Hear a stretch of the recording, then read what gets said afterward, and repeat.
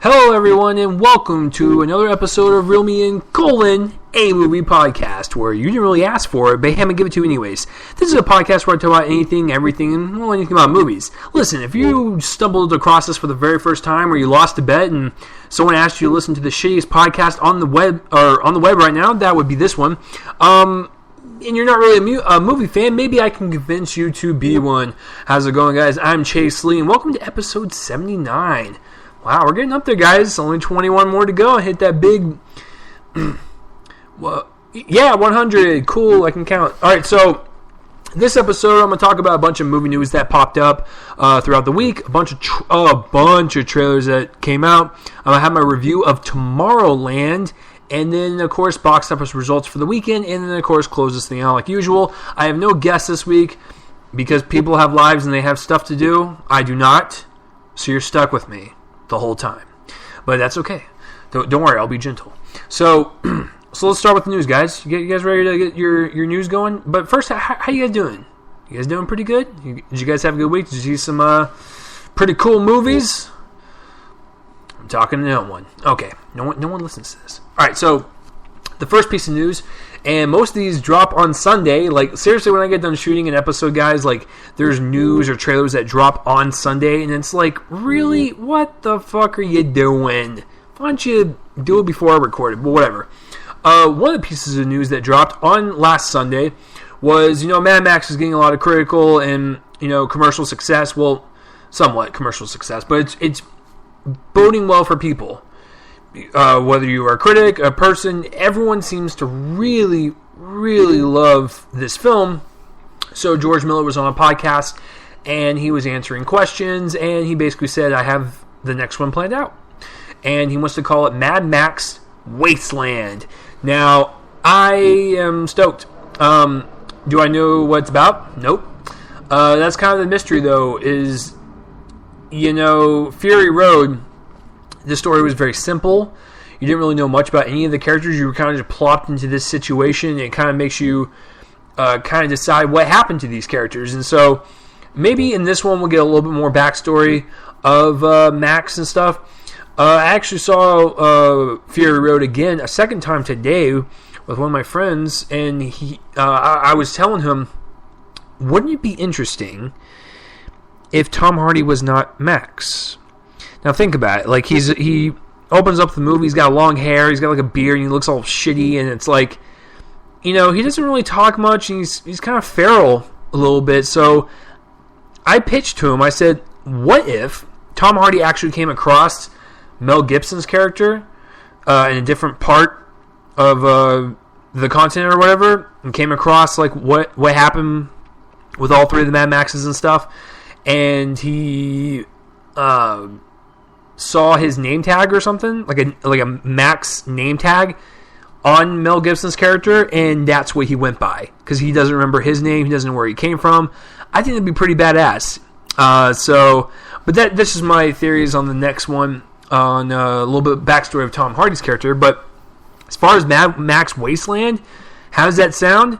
Sounds badass. I mean, Fury Road sounds already badass enough, and then when you swap it out for Wasteland, it's like, oh, awesome. Like, it just sounds like a good next chapter. Like, there's really nothing more to say. So I'm excited. Mad Max 5 Wasteland. Alright, so the next piece of news is that The Magnificent Seven is going to be remade, and I reported this a while back. And the director is Antoine Fuqua, who did The Training Day, The Equalizer. He's doing the upcoming Southpaw with Jake Gyllenhaal. So him directing a Magnificent Seven movie, I'm okay with. Like, there's no... I'd have to see images and a trailer first before I judge, but as of right now, it sounds fine to me. So apparently Jason Momoa was in the movie, and now he's not. And they added Peter Skarsgård. That's a great swap. I haven't seen much of Jason Momoa, but I've seen a lot of Skarsgård work, and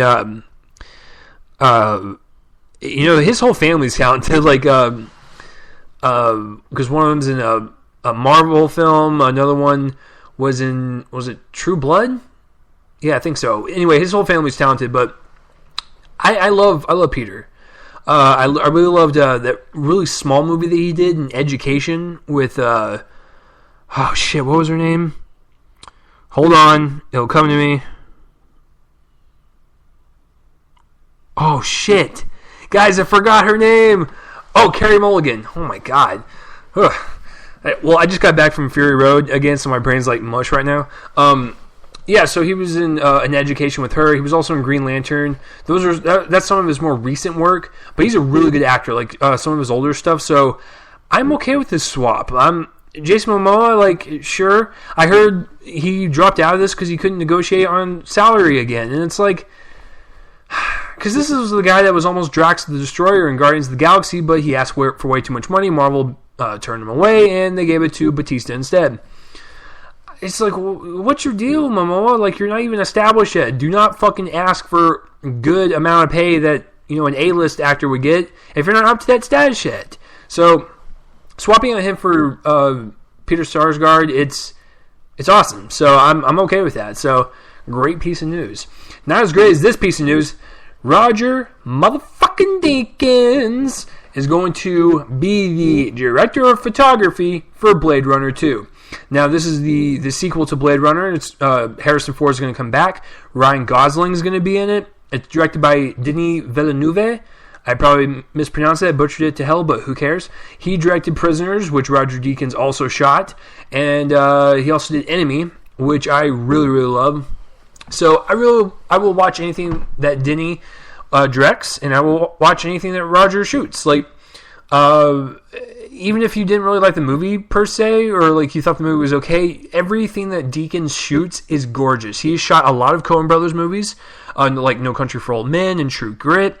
Like I said, he did Prisoners, which was really dark and brooding, and the shadows were just so beautiful in that movie.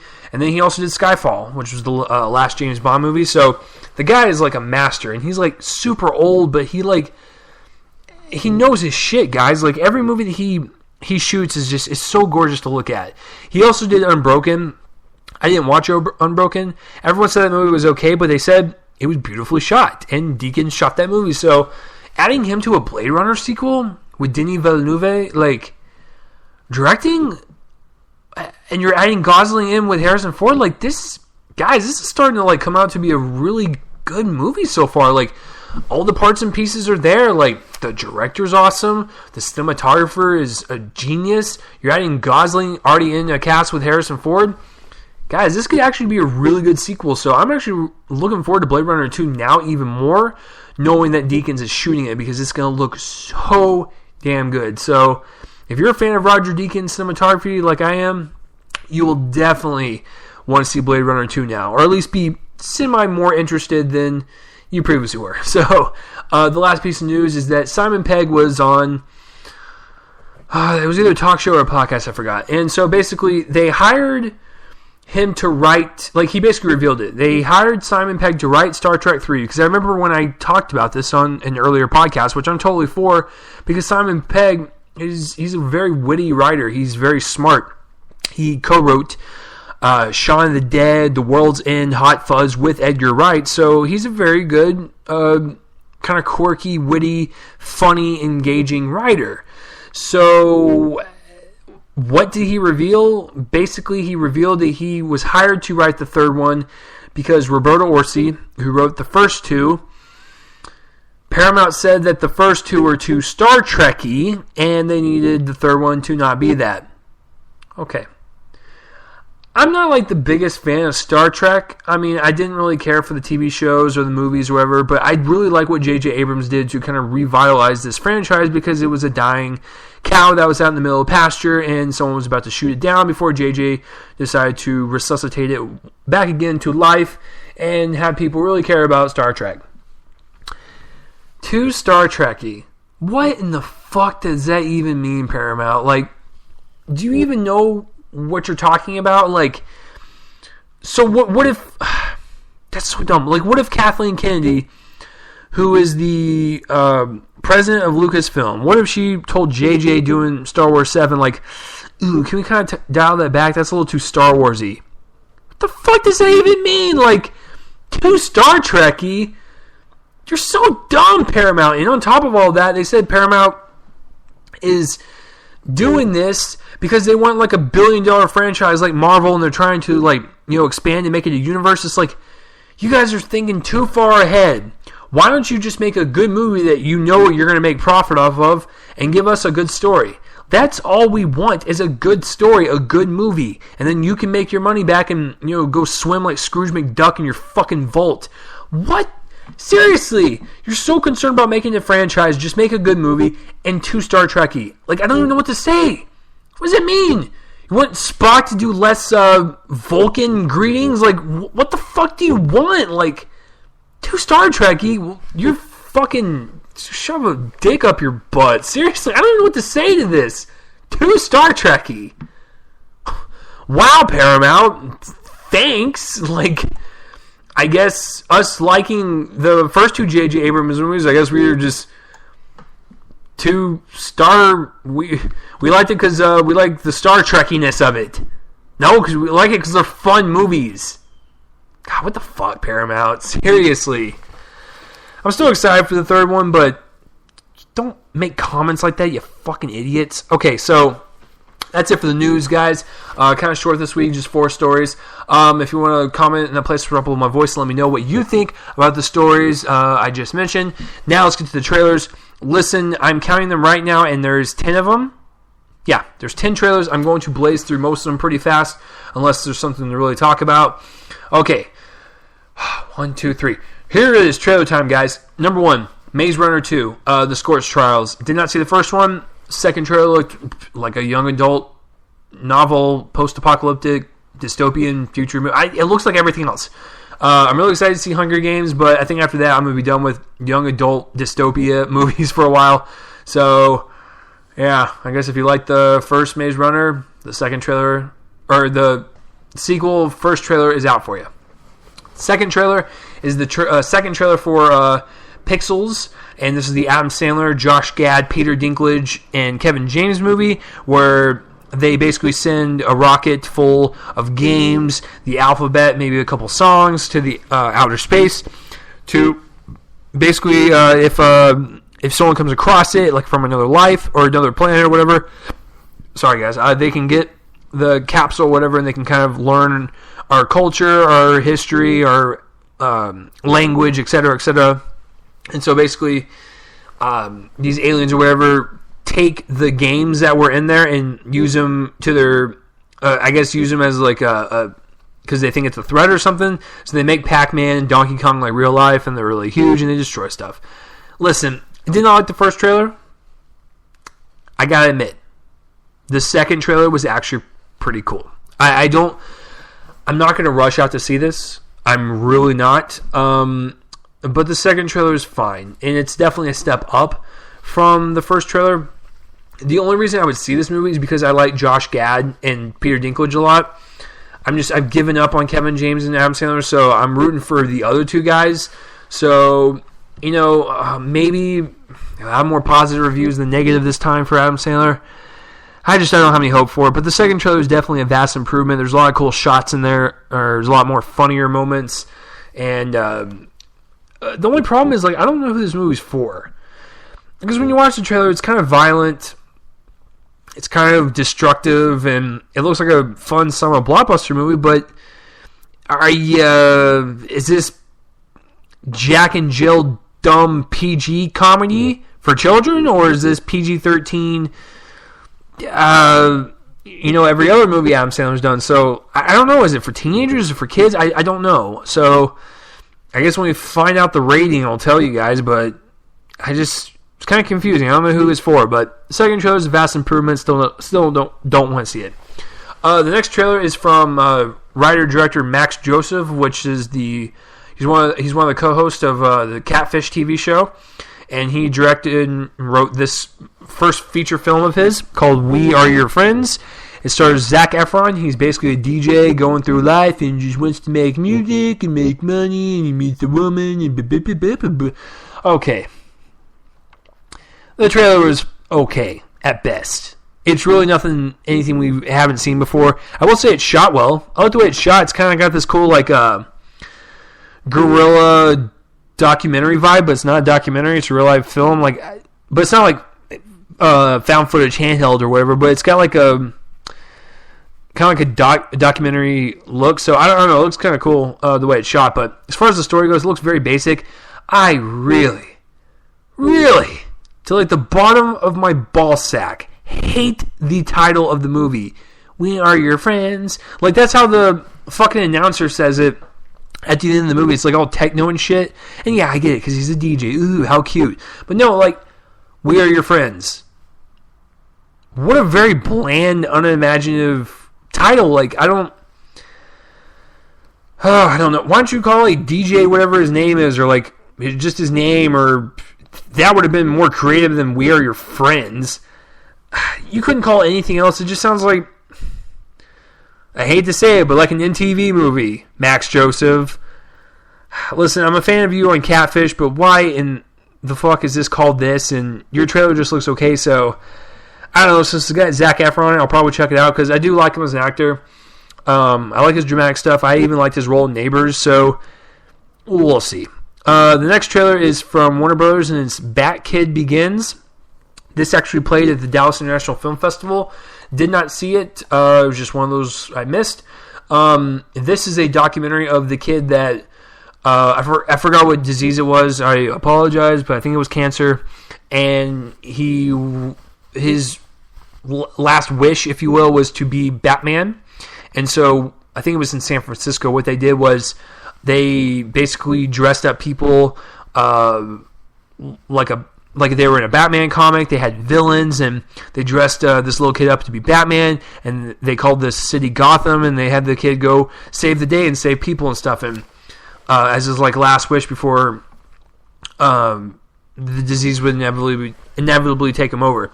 Now, I haven't followed this story or this like kid or anything. Well, that sounded creepy. I haven't followed the story of him, and I don't know if he is still alive or whatever, but this is a heartbreaking trailer. Like, it really is. Like, it's making me tear up right now. Like, when you watch it, it's just like it makes you like have faith in humanity a little bit, and it's just a very sweet, enduring trailer about this kid that just wants one last wish to be Batman and save people. And you know, it just it's really sad. But I really love the trailer, and I really want to check it out.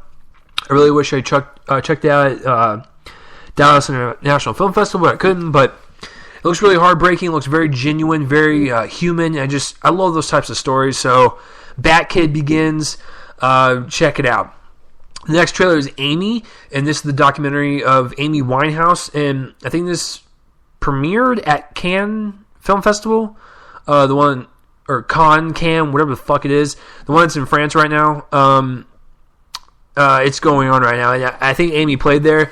And it's been getting rave reviews. They're saying that like it's a really good, heartbreaking documentary of a person that was struggling with addiction. It's just really sad to see like this person that was like really, well established at the top, like just sink so low, and just it was a really well done trailer. So I actually want to see this one.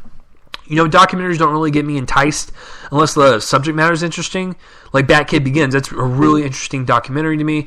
And usually documentaries on people's lives don't really intrigue me unless it's someone that has made a cultural impact. Like I saw an Evel Knievel documentary. I really love that one. So when I heard Amy Winehouse was she's passed on, but like the filmmakers, when they decided to do an Amy Winehouse documentary, I was like, oh, okay. But then when you watch the trailer, it's like, this is really sad. It was like a person that was doing well in her career, and she had it all, and then she just sank into this addiction. And it's like, it's just kind of sad to watch, but it's a well-done trailer. So if you like documentaries, or if you're interested in Amy Winehouse, check it out. So next trailer is The Gallows, and this is another Jason Blum, my boy. Jason Blum produced movie. The guy Insidious, Paranormal Activity. He recently did Unfriended. He produced Whiplash, which is still fucking weird to me to this day, but I still respect the hell out of Jason Blum. So his next movie he's producing is called The Gallows, and it's basically a bunch of kids, found footage, go into a school, I believe, like an abandoned school, and a bunch of stuff happens, paranormal stuff. It looks creepy. I really like it. I really like the vibe of it. It's really dark. Like it's not even a well-lit trailer, which is great, because I want the feeling of, a dinky camera light to be the only light source, and then everything else you're just kind of feeling stuff around and stuff, and the night vision on the camera is like the only thing the cameraman can go at. I love those type of found footage movies where like you don't have that much light, because that's how realistic it would be.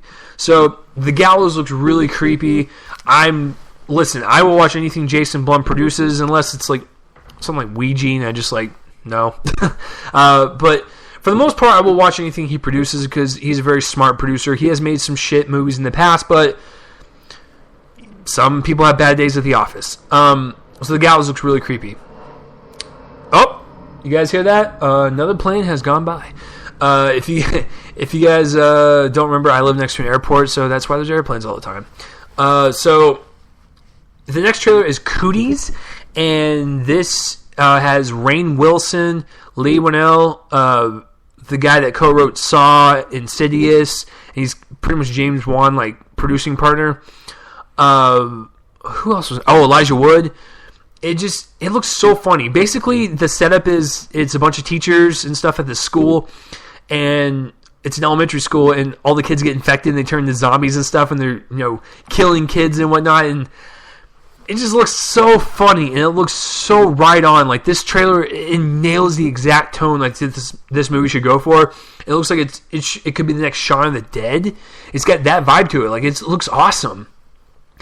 Only problem, I don't think a lot of people are going to see this movie. I think a lot of people will get turned off at the fact that there's adults killing kids. I don't know how graphic it's going to be, but, I'm glad this movie's taking risk. I just don't know if it will be successful. I mean, it's coming out on VOD the same day as theaters, which is kind of frightening. I'm definitely checking it out for sure. I will find it some way, shape, or form. I'll probably see it in theaters to support it. But, I mean, it looks like a really fun, great horror film, horror comedy. But I just think people will get turned off at the fact that teachers are killing kids. That's just me, though, but I'm kind of demented. I really want to see it, so I don't know. Does that kind of interest you? So, Cooties, horror comedy with Elijah Wood, Lee Winnell, and Rainn Wilson. The next trailer is the trailer number 2 to Knock Knock. This is the Keanu Reeves. Yeah, I'm thinking I'm back. Keanu Reeves, and basically he's a family man. His wife and his kids leave. I don't know if it's for a weekend or whatever, but they're gone. And there's 2 girls that knock on his door, and he opens it up, and they look like they're hitchhikers or whatever. So the trailer plays out, and the first trailer, it was like they come in and they start terrorizing him in his house. Okay, that's fine. But this trailer, it's like, oh, he sleeps with these 2 chicks. It's like, what the fuck? Everything just went downhill like super fast as soon as the trailer showed that. I was like, what the fuck's going on? It was so great. And then they start terrorizing him and stuff. It just looks like a really cool horror film. It's written and directed by Eli Roth, which I'm still a fan of. He has done Cabin Fever, Hostel 1, and Hostel 2, which I think Hostel 2 is actually better than the first one. I'm really excited to see Green Inferno, if that will ever get released, because it looks like a Cannibal Holocaust movie. But this one looks fun. It looks like a fun movie. So I trust Eli Roth, for the most part, to produce I just want a fun horror film. I don't need anything smart or deep or anything. I just want a fun movie.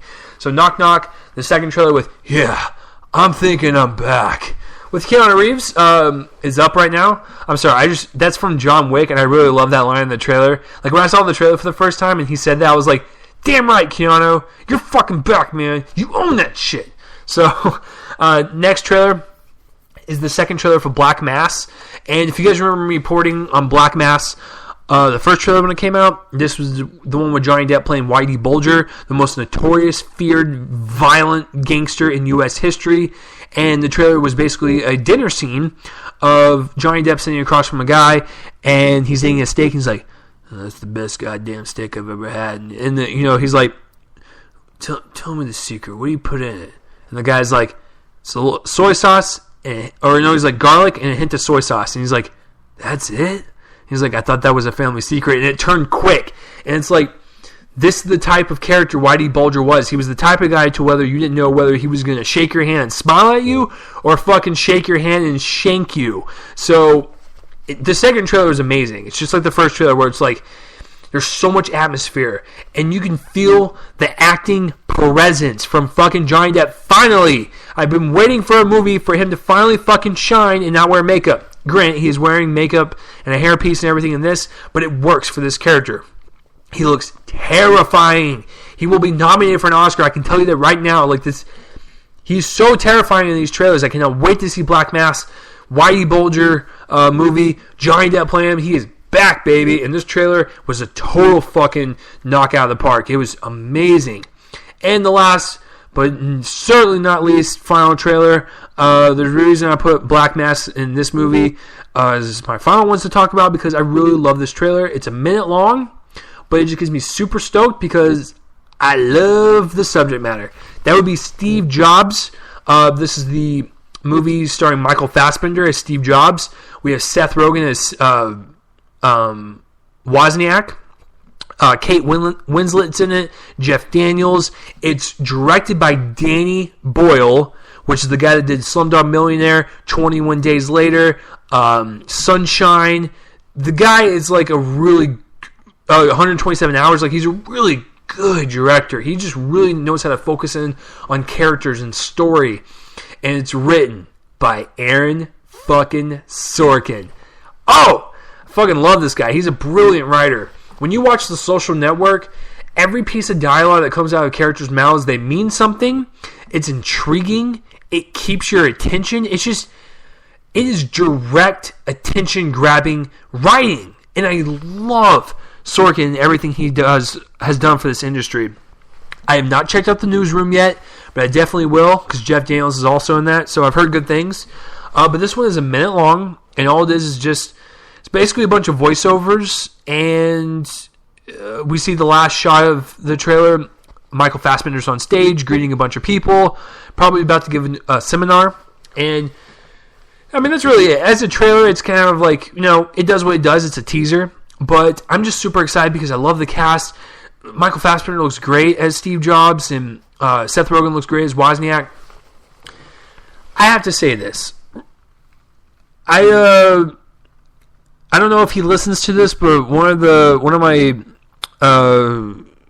friends that I used to work with, Skip Howard, he's like a super like techie guy, and I took him to the premiere of Jobs, the one with Ashton Kutcher and Josh Gad, and we both really liked it. Like, I thought it was a really enjoyable movie, and I actually like Ashton Kutcher as Steve Jobs. I think he nailed what Steve Jobs was all about, and I thought he nailed his walk down, just the way he talked and the way he moved.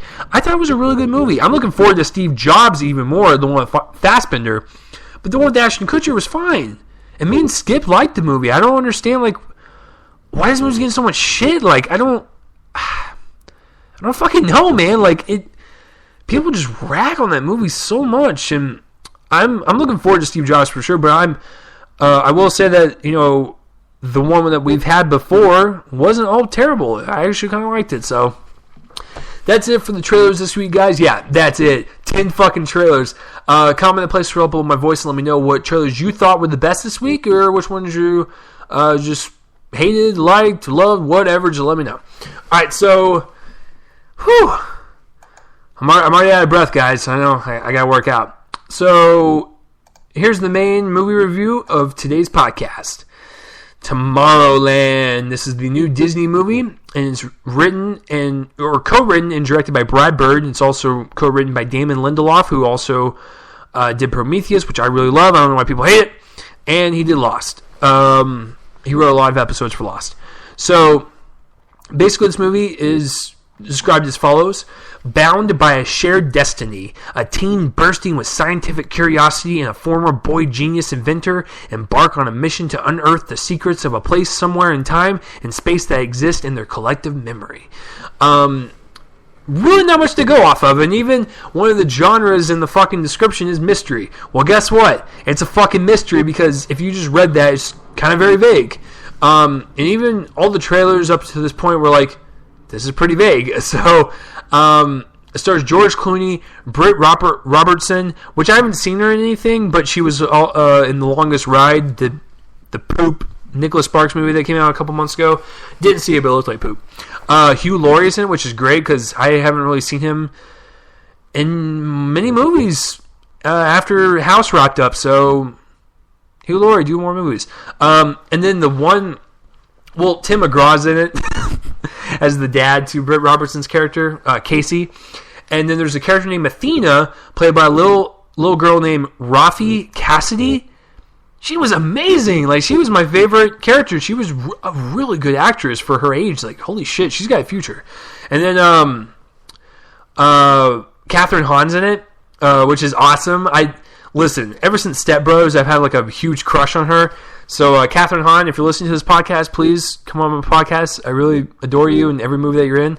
But she's in it. She plays like a small part. But, I mean, the best way to describe it is like Tomorrowland is like a place where it's like a metaphorical place for the future and where we could take the present where it could go versus where we're taking it now. I mean, that's the best way I could describe it, because like George Clooney's character, he looks at Earth and he sees that everyone's at war, the climate is changing, our Earth is being pretty much ripped apart, and we as humans aren't really doing anything about it, and we're capitalizing on this whole apocalypse idea, and we're actually okay with it, and we're not really doing anything to kind of prevent it. So Tomorrowland's like that metaphor to where, like, you know, let's get off our ass and think about what we need to do to fix our planet type of thing. And, you know, that's the best way to describe it without spoiling anything. So that's my kind of synopsis, I guess. So let's get into the directing. Now, Brad Bird, he has directed The Incredibles, which is, pun intended, an incredible Pixar movie. He also did Mission Impossible Ghost Protocol, which is his first live-action film, and he did a great job at that. It was actually one of my favorite ones, and that's the 4th installment. So him doing Tomorrowland, I was really curious, because he kind of kept it under wraps for many years. No one knew what the hell it was about, and even after all the trailers, up until its release, we still had no idea what the hell it was about. But the rumor is, and I don't think it's a rumor because I think it was actually proven, is that Brad Bird actually was in talks to direct Star Wars Episode 7, to direct this, he was in talks to do Star Wars 7, he backed out to direct Tomorrowland. So you're thinking to yourself, oh shit, this movie better have been worth it. Was it worth it? Overall thoughts, before I get into my in-depth review, I like the majority of it, and I really like the imagination of it. I really love the fascination and the wonderment of this place, and I do like the ideas that are addressed in the movie. So that's the thing, I have to like skip around it because I don't want to spoil anything for you guys. I like the ideas that they're playing with. It's just at the end of the movie, they kind of bash you over the head with these ideas, and it kind of gets on your nerves, and it just kind of leaves a sour taste in your mouth. And even the last shot of the movie looks like a fucking PSA. Oh, I wanted, like, when the last shot was happening, I was like, there should have been a voiceover that said, Tomorrowland, for a better tomorrow. Like, it reeked of a PSA. But I will say, even after all that, I still enjoyed it. Like, you can't, like, even with the last, like, few, you know, scenes of the last act kind of irritated me, and it was kind of like a, you know, bashing over the head with it, I still enjoyed the hell out of this movie, and I still would recommend it. I think it's, I wouldn't even say it's a kid's movie. It's really odd because it's super violent. Most of the time they're like killing robots and stuff, but it's still very violent for a kid's movie, which I was really shocked. So I don't know. I mean, if you're okay with that as a parent to let your kids watch that stuff, then it's a really good family film for sure. And I think, with that being said, the director Brad Bird and Damon Lindelof, when they wrote this, they kept this in mind, where like this is a kid's movie essentially, and when you're through the eyes of a child, if you're watching this movie, you kind of like, you would get inspired and want to go create something, and, you know, try to make your future for your generation and, you know, future generations better. You know, it is kind of like that movie that's very motivational and inspirational for young kids to like get up and like want to go create and invent stuff. I get that. I totally get that. That message is definitely there. It's just that this movie goes into some weird dark places for a kids film. Like I said, it's super violent. So I don't know. It's just kind of weird. Sometimes it's a kid's movie, and then sometimes it's not. But as far as the directing goes, I think Brad Bird does a very good job visually, and I think he does a good job kind of unearthing this idea behind everything. And like I said, it's fine for what it is, but it just bashes you over the head. So if you would have kind of trimmed down the third act a little bit, I actually probably would have liked it more. Just kind of taking, some of the propaganda out, I guess you would call it. I hate using that word, but it is kind of like propaganda. I thought visually he did a breathtaking job. Like, Tomorrowland looks gorgeous. It's very good to look at. Of course, when I get to the editing and special effects, I've had some problems with some of the shots. But as far as like the imagination goes and like the awe of Tomorrowland, is beautiful to look at. It's very sleek. It's very futuristic.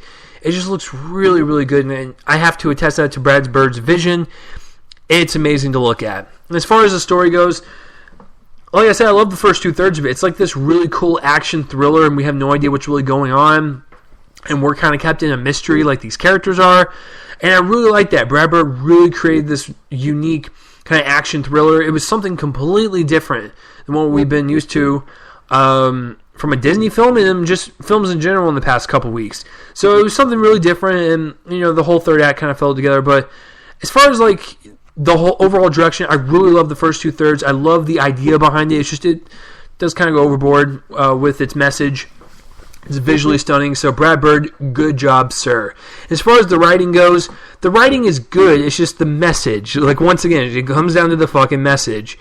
I like Lindelof's writing for the most part, and I like Brad Bird's writing. It's just the message got way out of hand. So the writing is overall pretty strong. Let's get into the acting. Clooney's my boy. I like anything George Clooney's in. I will say that. I love the dude. He's just one of those seasoned actors to where you put him in anything, he's just great. Hugh Laurie is amazing. Like, once again, Hugh Laurie, if you're listening to this, be in more movies. I love you, dude. Because I really like the show House, and I wanted to see him kind of expand his career more in the film. He only has done a handful since House ended, and I like him. He's a good actor. I want him in more. Britt Robertson, she's okay. Like, she's not like, because she's the main character of the movie, essentially, and she's fine. And I don't know what it was with her and the little girl, Raffi, who played Athena, the actress I really liked in this film. Like, when they interacted, the comedic timing didn't really work for me, and like it felt like they were trying too hard. And the same thing goes with George Clooney, like being in that situation with both of them. Just, they would try to be funny with their quips going back and forth. I didn't find like the humor funny at all for the most part. It was kind of awkward. I mean, there's a couple like chuckle moments, but for the most part, it was really awkward comedic timing between the two. And I don't know what it was. Maybe it's just me. Maybe you guys watched it and was like, Chase, you're a fucking idiot. I didn't see that. I kind of got that vibe, so I don't know. So Britt Robertson's okay. Tim McGraw's her dad, whatever. The kid that plays her brother, whatever. But the real one I want to talk about is Raffi Cassidy, who played Athena. And she plays this little girl, and she's like from the future, and she comes back and basically helps George Clooney and Britt Robertson's journey along in the movie. I don't want to spoil what she is or why she's doing what she's doing, but whatever. Yeah, I really liked her. She had like this. As I was watching it, I was like, she reminded me of like a young Lindsay Lohan from Parent Trap, and I was like, that's not a bad thing, because before Lindsay Lohan started to have sex with a bunch of cocaine and snort a bunch of dicks, like, she was actually a pretty decent actress. So, especially child actress, and I even liked her in Mean Girls. So she reminded me of like a young Lindsay Lohan in Parent Trap, which was awesome. She had like a nice presence to her. She was very professional as an actress. Like, it looked like she'd been acting for years, and I really liked her style. She was really good. And Catherine Hahn, like I said, she plays a cameo. I love Catherine Hahn. She's gorgeous. She's funny. She's the type of girl I want to date. So yeah, oh wow. Okay, so as I'm looking at the cast list, Michael Giacchino is in this. He plays the Small World operator. Huh. He's the guy that scored a bunch of blockbuster soundtracks, including Star Trek and Star Trek Into Darkness. So, interesting. So, yeah. So the acting all around is okay. George Clooney, I think he's pretty good. Hugh Laurie is fine for what he is, even though his character is kind of weak. As far as everyone's characters go, they're fine. I mean, the arcs are completed. It's just, when the movie ends, it's kind of like, okay. So, but as far as the acting goes, everyone does a fine job. But my favorite one is definitely Rafi Cassidy, who played Athena. So yeah, acting all around is okay. It's a semi-strong. As far as the cinematography goes, it is gorgeous, hands down. It's definitely one of the best looking live action Disney movies I've seen in a while. I love the way Tomorrowland looked. It was so vibrant and so sleek, and it just reeked of the future with all the chrome and the silver, and just so shiny and so glossy. It looks so gorgeous. And I can just imagine as a kid watching this, like, you're just in awe and wonderment. You're just like, oh my god, like, because me and my roommate saw it, and we're in our 20s, and we think it's a good looking movie, but like, I can only imagine like a kid would just appreciate this even more, because this just kind of kicks their imagination into high gear and just really makes their mind work and just really gets their creative juices flowing, if you will. So it's a very gorgeous movie to look at. As far as all the other shots, like outside of Tomorrowland, they're fine. It's a standard looking movie. But as far as Tomorrowland goes, it's definitely the highlight. It is so gorgeous, so beautiful. So editing and sound effects, visual effects, whatever, all lumped in, basically post-production. The movie is 2 hours and 10 minutes long.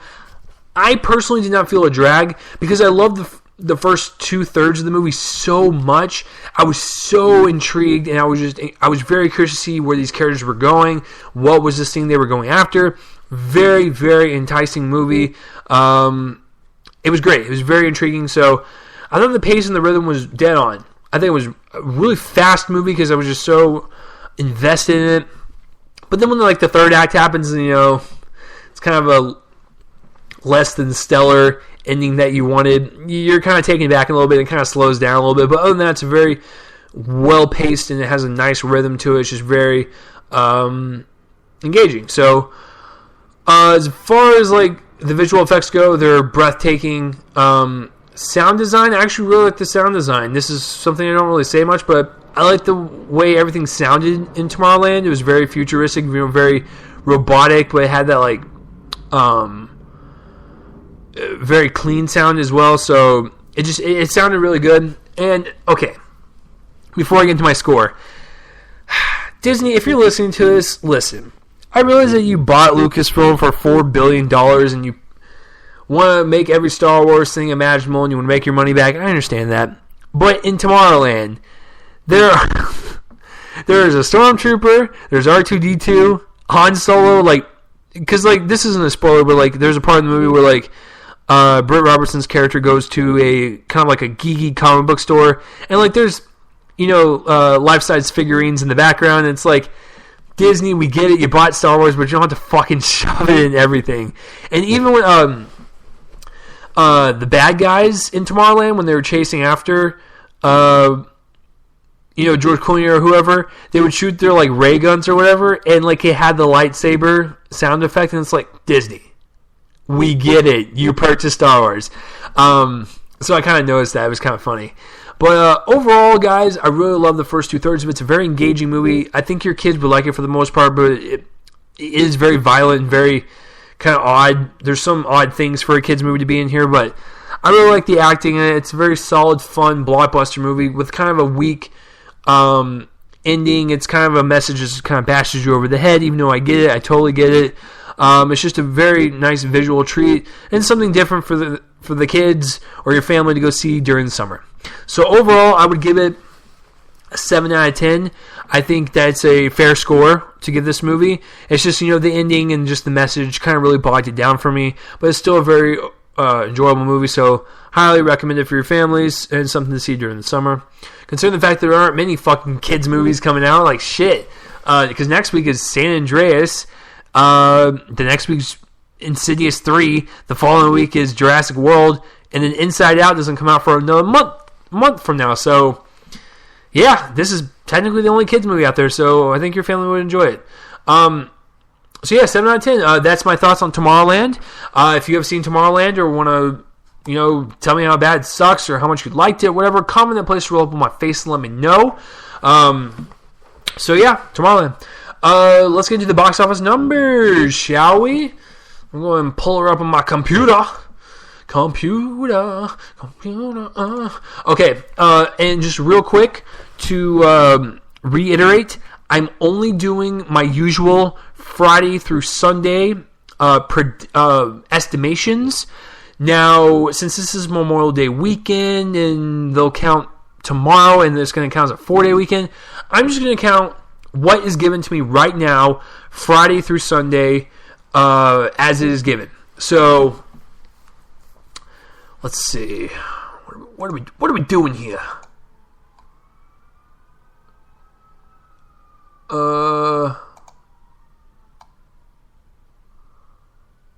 Wait a minute. Hold on, guys. Hold on. Okay. Sorry, I was on the daily chart. I need to pull up the weekend chart. So, okay. So here are the top 5 results for the weekend.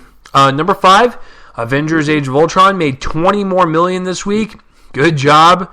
It dropped 46%. Its domestic total right now, which is U.S. and Canada, is at $392 million. Worldwide, it's at $1.163 billion on a budget of $250. So it's doing just fine. It's definitely made way more than its money back. So good job. Number 4, it's actually a new release, and that would be Poltergeist, the remake. And a lot of people asked, you're not going to review Poltergeist this weekend? Why? You guys know it looks like balls. I don't need to tell you it looks like balls. If you know it looks like balls, I'm going to fucking tell you it looks like balls. You can judge it for yourself. The only reason I would see this movie is because I like Jared Harris and Sam Rockwell, 2 of the actors in it. Other than that, I have no fucking interest in it. And I heard it was awful. So, it made $23 million this weekend. Oh, dear Lord. Let me pull up the budget. Let me pull up the budget.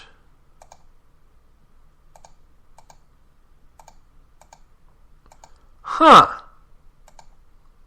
No budget. Hold on. Okay, so I guess there's no budget for this one. I'm assuming, guys, since this is a horror movie, it's really fucking low. So I'm assuming they made their money back plus some with $23 million. So be worried. Be extremely worried. So congratulations, I guess. And then outbeating it for number 3 is Mad Max Fury Road. It made $23,885,000. So it beat it by almost $1 million.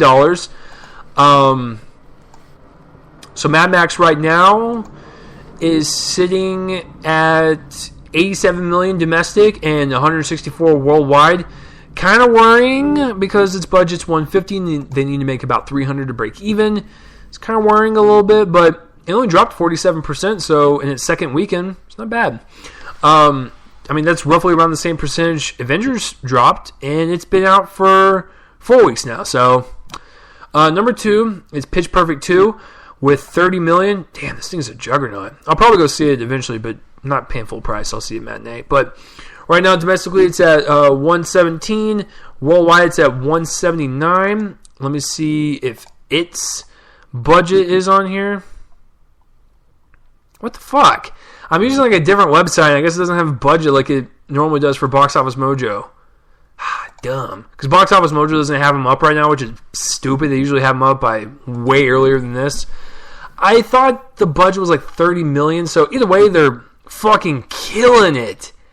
Killing it. And oh my god, it's made almost $200 million. And its budget is like a third of that. Like, dear Lord. So, Pittsburgh 2, number 2 with $30 million, and just edging it out at $32 million. Number 1 for the weekend, Tomorrowland. Is its budget on here?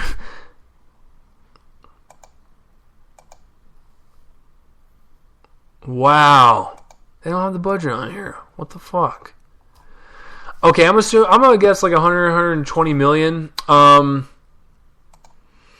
So 32 million is not bad, and I'll guarantee you they're going to count the 4-day weekend because it's Memorial Day weekend. So looking at these numbers, they could shift because Avengers has got 20 right now, Poltergeist has got 23, Mad Max has got 23.8, Pitch Perfect 2's got 30, and Tomorrowland's got 32.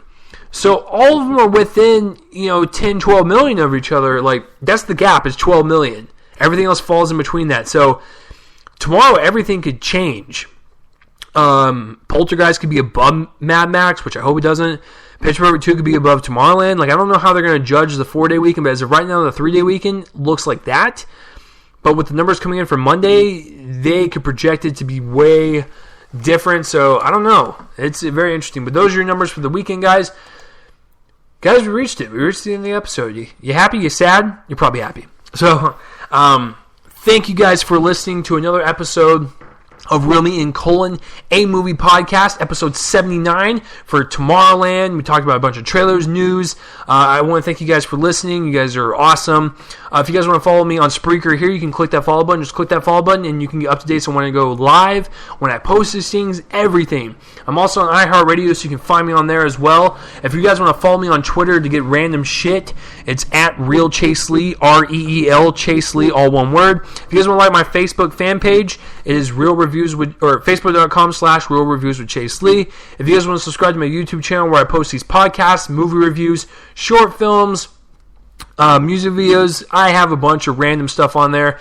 It is youtube.com/Shabutnik75, capital S, lowercase HABOOTNIK 75, and all those are down below in the description box, so it's a lot easier to get to, just in case if you missed it. I'm also on We Live Films YouTube channel. I have a segment called Can't Breathe Comedy. Check that out. You can find me on Dallas Movie Screenings. That's where all my reviews go, written-wise, and videos as well. So that's where you can find me, guys, if you're curious about me, if this is the first time you're listening to me. Hopefully I did pretty well for my first time that you guys listened. So next week, I'm really excited about next week, guys. Next week, or no, sorry, that's 2 weeks from now. I'm jumping the gun. I'm already thinking about June 5th, which is Insidious 3 and Spy. Guys, next week, I don't know. Like, next week San Andreas comes out. I might review that, or I might review a smaller film, or I might do nothing but news and trailer day or whatever. It just really depends, but as you guys know, it's something different, and next week is episode 80. That's fucking insane. Once again, I really do appreciate you guys listening to this. You guys are amazing. Please spread this around. Tell your friends about it. Let's get this thing. Let's get it spreadable. Let's get like a spreadable disease and make it really popular and just have more people join. This is a community, guys. I want you guys to be. Feel free to comment below and talk to me because I talk to everyone about movies. So it's more about you guys. I want to know what you guys think about all these stories and stuff. So. I really do thank you guys for listening every single week. So yeah, tune in next week for another episode of Real Me in Colon, a movie podcast. I'm Chase Lee. Another episode is Down the Drain, in the tube, whatever the fuck you want to call it. Have a good day, a good night, or whenever the hell you're listening to this. And if you're listening to this on the toilet while taking a shit, that's cool, man. More power to you. I just won't shake your hand afterwards. See you guys next week for another episode. Peace, mother F.